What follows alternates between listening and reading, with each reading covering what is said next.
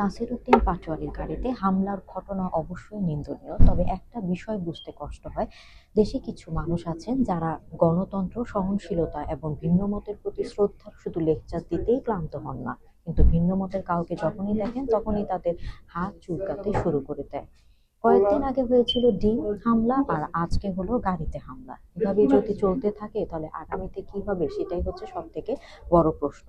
এতই শক্তিশালী যদি হয় তাহলে হামলার প্রয়োজন কেন পড়ে? বিতর্কে হারানোর ভয় থাকলে তবেই তো ডিম, ইট আর হামলার আশ্রয় নিতে হয়।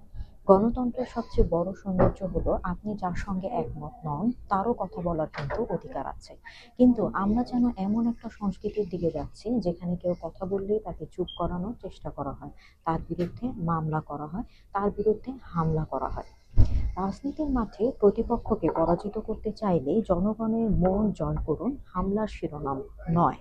কারণ হামলা কখনো শক্তির পরিচয় দেয় না, বরং মুক্তির কারণ হামলা কখনো শক্তির পরিচয় দেয় না, বরং যুক্তির দেউলিয়া তত্ত্বের পরিচয় দেয়। রিন online TV, Faria Akter Sumi, London.